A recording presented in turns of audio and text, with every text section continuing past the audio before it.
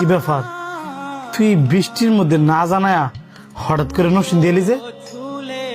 কেরে না জানাই কি তোর অসুবিধা চালাইছি? অসুবিধা ফালাইবি কি লেগা? বালা দিনে তো আয়স না, তাই জিঙ্গাইলাম। অনেক ব্যস্ত থাই যে, এই কারণে সময় করে আইতে পারি না। আর 2 দিন ধরে তো অনেক পরিমাণের বৃষ্টি হইতেছে, ভাবলাম যে তুই ফিরিয়ে আসি একটু নরসিং দিতে বেরে। আর তুই আমার যে কথা দিছস, ওই কথার তো আমি কোনো আগামাতা হইতেছি না। কথার আগামাতা পাইতেছিস না মানে? যা প্রফিট হইতেছে এর অর্ধেকটা আমি তোর দিতেই আছি। অর্ধেক দেশ মানে? এই ব্যবসাটা দেওয়ার আগে তুই কি করছিলি যে প্রতি মাসে আমি নিম্নে 2.5 লাখ টাকা প্রফিট পাবো, আর ওই জায়গার মধ্যে 30 লাখ টাকা আমি খরচ করিয়া মাসে 30,000 টাকা প্রফিট পাইনি। এটা কি হইল?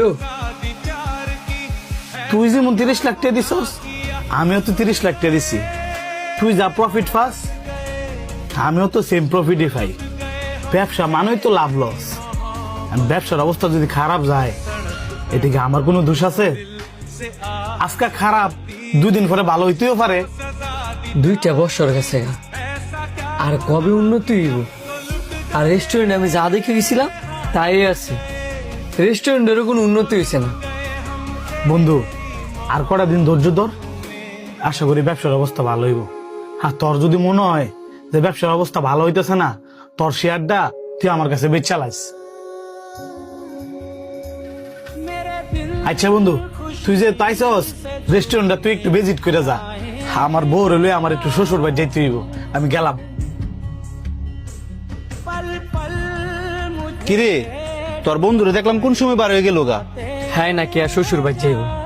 তোর দি মন খারাপ, আজকে কি প্রফিট কম দিছে নাকি? ওই আগের মতোই 30,000 টাকা এমনি দিলে আমি কেমনি চলবো? এত এত টিয়া খাটায়া মাত্রই কটা টিয়া? আমার মনে হয় নিশ্চয় কোনো গাবলা আছে। গাবলা? আমি তোরা যেটা যেটা কই তুই হেডেই শুন, কাছে আয়। এই ধরেন স্যার আপনাদের চা। শুনলাম তোমাদের রেস্টুরেন্টের অবস্থা নাকি ভালো না? ভালো না মানে? কে বললো স্যার? তুমি না কইলো আমরা জানি তোমার রেস্টুরেন্ট অবস্থা যে ভালো না। না স্যার, আপনারা ভুল জানেন। আজকে হয়তো বৃষ্টির দিকে কাস্টমার কম, আর নাই তো আমাদের সাজি ফুড পার্কে কাস্টমার জায়গা দিতে পারি না।